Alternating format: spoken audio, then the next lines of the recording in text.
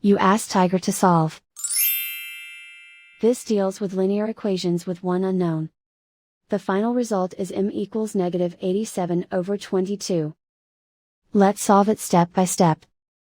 Group all constants on the right side of the equation. Add 6/11 to both sides. Group like terms. Combine the fractions. Combine the numerators. Reduce the zero numerator. Simplify the arithmetic. Find the lowest common denominator. Multiply the denominators. Multiply the numerators.